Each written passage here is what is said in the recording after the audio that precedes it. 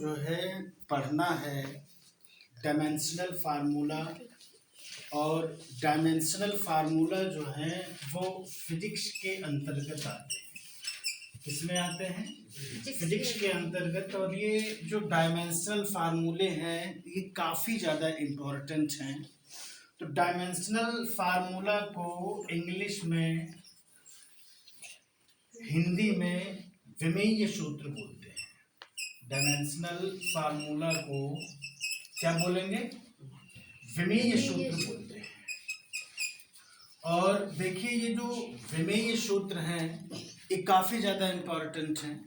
Mostly आपका board के exam में भी ये 1 या फिर 2 नंबर के पूछ लिए जाते हैं कि फला राशि का डायमेंशनल फार्मूला क्या होगा, या फिर बल का डायमेंशनल फार्मूला निकालो, या फिर कार्य का डायमेंशनल फार्मूला निकालो, या गुरुत्वीय त्वरण का डायमेंशनल फार्मूला निकालो, या यूनिवर्सल ग्रेविटेशनल फोर्स का जो है डायमेंशनल फार्मूला निकालो।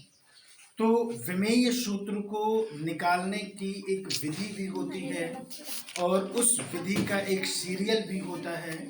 तो सबसे पहले आपको इस बात को ध्यान में रखना है कि डायमेंशनल फार्मूला मोस्टली शुरुआत में जब हम निकालते हैं तो उनमें जितनी भी राशियां होती हैं उन राशियों को हम इंग्लिश में लिखेंगे। और इंग्लिश में लिखने पर इंग्लिश का जो फर्स्ट लेटर होगा अगर वो हम निकाल देंगे तो वही आपका विमेय सूत्र बन जाता है। जैसे आप कल्पना करें कि आपके पास में ये जो एक राशि है जिसको समय बोलेंगे। तो समय मतलब यह है कि जब आप फिजिक्स में रहते हैं तो समय का जो यूनिट होता है वो सेकंड होता है, और सेकंड भी एक समय ही तो है। तो सेकंड का अगर हमें डायमेंशनल फार्मूला रखना पड़े तो सेकंड का डायमेंशनल फार्मूले का मतलब है कि हमें टाइम का डायमेंशनल फार्मूला रखना पड़ेगा। और समय को हमें इंग्लिश में हम कहते हैं टाइम। क्या बोलेंगे इसको? टाइम। अगर इसका डायमेंशनल फार्मूला निकालेंगे तो टाइम का जो फर्स्ट लेटर है इसको निकालेंगे, टी। ये समय का डायमेंशनल फार्मूला बन जाएगा। किसका डायमेंशनल फार्मूला बनेगा? समय का बन जाएगा। या फिर सेकंड का भी जो डायमेंशनल फार्मूला है वो टी ही रहेगा। इसके साथ में समय के बाद में अगर हम दूसरी यूनिट देखें तो दूसरी यूनिट को बोलते हैं द्रव्यमान। ये एक राशि है जिसको बोलेंगे द्रव्यमान, और द्रव्यमान को इंग्लिश में बोलते हैं मास। द्रव्यमान को क्या बोलते हैं इंग्लिश में? मास बोलते हैं। तो मास का फर्स्ट लेटर, अब मास का फर्स्ट लेटर कौन सा दिया गया है? एम दिया गया है। तो ये जो एम होगा यही एक डायमेंशनल फार्मूला बन जाएगा। ये क्या बन जाएगा? एक डायमेंशनल फार्मूला बन जाएगा। अब जैसे तीसरी राशि को अगर हम देखें तो तीसरी राशि में कल्पना करो कि आपके पास में है दूरी। अच्छा, दूरी जो है, दूरी के कुछ प्रकार होते हैं, और दूरी के प्रकारों में अगर आप देखें तो इसको हम डिवाइड कर सकते हैं 3 जगहों पर। तो पहला प्रकार इसका है जिसको हम बोलेंगे लंबाई, दूसरा प्रकार है उसको बोलेंगे चौड़ाई, और तीसरा जो प्रकार है उसको बोलेंगे ऊंचाई। अच्छा, चाहे लंबाई हो, चाहे चौड़ाई हो और चाहे ऊंचाई हो, तीनों हैं तो एक विशेष प्रकार की दूरियां ही। अगर कोई चीज ऊंची भी है तब भी अगर कोई नीचे से ऊपर की तरफ जाएगा तो वो दूरी को ही तो तय करेगा। और लंबाई है, देखो जो चीजें चाहे वो चौड़ाई में आती हो, चाहे वो ऊंचाई में आती हो, चाहे वो लंबाई में हो, ये हैं एक प्रकार की डिस्टेंस ही। लेकिन इन सभी को, चाहे वो दूरी हो, वैसे दूरी को तो इंग्लिश में डिस्टेंस बोलते हैं, लंबाई को लेंथ बोलते हैं, चौड़ाई को ब्रेथ बोलते हैं, और ऊंचाई को क्या बोलते हैं?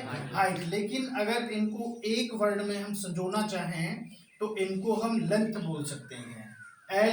LENGTH, लेंथ बोलेंगे। भाई लेंथ मतलब लंबाई होती है। अगर वो चौड़ाई है तब भी वो विशेष प्रकार की लंबाई ही है जो चौड़ाई में समायोजित हो गई है। अगर ऊंचाई है तब भी वो एक विशेष प्रकार की लंबाई ही है जो लेंथ में समाहित हो गई है। तो इस प्रकार से दूरी हो, चाहे लंबाई हो, चाहे चौड़ाई हो और चाहे ऊंचाई हो, इन चारों के लिए एक ही डायमेंशनल फार्मूला रहेगा और वो लेंथ का फर्स्ट लेटर निकालेंगे तो फिर वो क्या हो जाएगा, एल हो जाएगा। एल का मतलब है कि ये लंबाई का भी डायमेंशनल फार्मूला है, एल का मतलब है कि ये चौड़ाई का भी डायमेंशनल फार्मूला है और एल का मतलब है कि ये ऊंचाई का भी डायमेंशनल फार्मूला है और एल का मतलब है कि ये दूरी का भी डायमेंशनल फार्मूला है। इसके बाद में अगर हम डायमेंशनल फार्मूला देखें जैसे 4th नंबर पर, तो वह आपका आता है क्षेत्रफल। क्षेत्रफल का मतलब है कि एरिया। अच्छा, क्षेत्रफल का एक जो है फार्मूला बन जाता है, एक सूत्र बन जाता है और क्षेत्रफल का फार्मूला जो बनता है उसको बोलते हैं लंबाई और इनटू आपका बनता है चौड़ाई। तो लंबाई इनटू चौड़ाई जो होता है वो क्षेत्रफल का फार्मूला बनता है। मीन्स लंबाई का अगर आप मल्टीप्लाई कर दें चौड़ाई में, तो लंबाई का चौड़ाई में मल्टीप्लाई करने पर क्षेत्रफल बनता है और ये इक्वल आपका देखो लंबाई का। अगर अब आपको क्षेत्रफल का डायमेंशनल फार्मूला निकालना हो तो आपको पहले पता होना चाहिए कि लंबाई का डायमेंशनल फार्मूला क्या होता है। तो लंबाई का डायमेंशनल फार्मूला है एल और ये आपका इनटू चौड़ाई, चौड़ाई का डायमेंशनल फार्मूला कितना है, एल। अब आपको पता है कि जब दो सेम आधार वाली चीजें एक दूसरे को मल्टीप्लाई करती हैं तो उनके जो पावर होते हैं वो जुड़ जाते हैं। तो L का पावर 1, L का पावर 1, तो कुल मिलाकर L का पावर कितना हो जाएगा, 2 हो जाएगा। तो क्षेत्रफल की जो विमा होती है वो कितना होता है, L2 होता है, L2। अब इसको स्क्वायर नहीं बोलेंगे, L2 बोलेंगे। अच्छा, 4th नंबर पर आता है फार्मूला जिसको बोलते हैं आयतन। क्या बोलते हैं, और आयतन का जो फार्मूला होता है वो होता है क्षेत्रफल इनटू ऊंचाई, ये फार्मूला होता है। वैसे आयतन का आपने पढ़ा होगा कि लंबाई इनटू चौड़ाई और इनटू ऊंचाई। तो लंबाई और चौड़ाई में तो क्षेत्रफल आ जाएगा, तो क्षेत्रफल इनटू ऊंचाई ये फार्मूला होता है आयतन का। आयतन का मतलब है कि किसी वस्तु या फिर पदार्थ के द्वारा घेरा गया जो स्थान होता है वो क्या कहलाता है, आयतन कहलाता है। तो क्षेत्रफल की विमा है आपके पास में, और क्षेत्रफल की जो विमा है वो क्या निकाली आपने, L2 एंड इनटू ऊंचाई की विमा कितनी होती है, L होती है। तो L का पावर 2 मल्टीप्लाई कर देगा L के पावर 1 को, तो कुल मिलाकर L का पावर कितना निकल आएगा, 3 निकल कर आएगा। तो L टू द पावर 3 हो जाएगा, मीन्स L पावर 3, L3 ये आयतन की विमा हो जाएगी। अच्छा, आयतन की विमा के बाद में अगर हम विमा निकालना चाहें चाल की, किसकी विमा निकालें, चाल की विमा, तो चाल और या फिर वेग, देखो वेग हो या फिर चाल हो, दोनों के लिए अगर हम डायमेंशनल फार्मूला निकालेंगे तो पहले सूत्र रख लें। तो एक फार्मूला होता है, आपने पढ़ा होगा, फार्मूला होता है समय बराबर दूरी अपॉन कितना होता है, चाल। तो फिर चाल बराबर फार्मूला क्या बन जाएगा, चाल बराबर दूरी और बटे में कितना, समय। तो चाल का भी वही फार्मूला होता है और वेग का भी वही फार्मूला होता है। तो ये फार्मूला आपका बन जाएगा दूरी, क्या बन जाएगा, दूरी, और अपॉन में क्या बन जाएगा, समय हो जाएगा फार्मूला। अब आप जानते हैं कि दूरी की डायमेंशनल फार्मूला कितना होता है, एल होता है, तो ये हमने रख लिया एल, और अपॉन में समय। अच्छा, समय का डायमेंशनल फार्मूला कितना होता है, कैपिटल टी, तो ये आपका टी हो गया। अब एक बात का आप लोग विशेषतः ध्यान दीजिएगा कि अपॉन के नीचे जो वैल्यू है और उसका पावर है, उसका अगर पावर है तो नीचे वाली वैल्यू जब हम ऊपर ले जाते हैं तो उस वाली वैल्यू के जो साइन होते हैं वो चेंज हो जाते हैं। अगर नीचे पावर प्लस का है, ऊपर ले जाएंगे तो फिर वो पावर माइनस का हो जाएगा। और नीचे अगर पावर माइनस का है, ऊपर ले जाएंगे तो फिर पावर प्लस का हो जाएगा। तो नीचे अगर देखेंगे तो t का पावर 1 था और t का पावर जो 1 था वो प्लस का था। अगर हम ऊपर ले जाएंगे तो t का पावर काहे का हो जाएगा, माइनस का 1। तो चाल और या फिर वेग दोनों का एक ही डायमेंशनल फार्मूला होता है, एक ही विमा होती है और इस विमा को बोलते हैं एल टी माइनस 1। क्या बोलेंगे, एल टी माइनस 1 बोलते हैं। उसके बाद में आपका ये विमा आती है जिसको बोलते हैं त्वरण। क्या बोलते हैं, त्वरण। त्वरण मतलब होता है एक्सीलरेशन। अच्छा, एक्सीलरेशन का मतलब होता है एकांक समय में वेग में होने वाला परिवर्तन त्वरण कहलाता है। एकांक समय में, एकांक समय का मतलब है कि कोई पदार्थ अगर ऊपर से नीचे की तरफ आ रही है, ठीक है, तो वो पृथ्वी का गुरुत्वाकर्षण उस वस्तु पर कार्य कर रहा होता है। तो जैसे जैसे कोई वस्तु पृथ्वी के गुरुत्वाकर्षण के और ज्यादा निकट आता जाता रहता है या उसके अंतर्गत जब गति करता है तो उसके वेग में लगातार परिवर्तन होता रहता है। तो फार्मूला बनता है एकांक, ठीक है, समय में। ये हो गया एकांक समय में होने वाला जो वेग परिवर्तन होता है, वेग परिवर्तन। तो वेग परिवर्तन की जो दर होती है त्वरण कहलाती है। और अब अगर हम त्वरण का या त्वरण की डायमेंशनल फार्मूला निकालें, इसकी विमा निकालें, तो वेग परिवर्तन मतलब वेग की विमा, और वेग की विमा आपने कितनी निकाली है, एल टी माइनस 1। तो ये आपका बनेगा एल, ये आपका टी माइनस 1 और अपॉन में कितना, समय की विमा। तो समय की विमा कितनी दी गई है, कैपिटल टी दी गई है। अब आप दूसरे रूल में देखते हैं कि नीचे जो वैल्यू दी जाती है उसको हमें ऊपर ले जाना पड़ता है, और अगर ऊपर ले जाएंगे तो टी का पावर नीचे तो प्लस का है, ये अगर ऊपर जाएगा तो ये काहे का हो जाएगा, माइनस का। तो ये एल टी माइनस 1 तो था ही, अब ये मल्टीप्लाई करेगा टी माइनस 1। तो देखो पावर इनके बेस तो सेम ही है, ये आपका रहेगा L T to the power minus 1 and T to the power minus 1। तो माइनस 1 एंड माइनस 1 अगर ऐड हो जाएगा तो कितना हो जाएगा, माइनस 2 हो जाएगा। तो L T T to the power minus 2 हो जाएगा। ये विमा हो जाएगी त्वरण की। किसकी विमा हो जाएगी, त्वरण की हो जाएगी।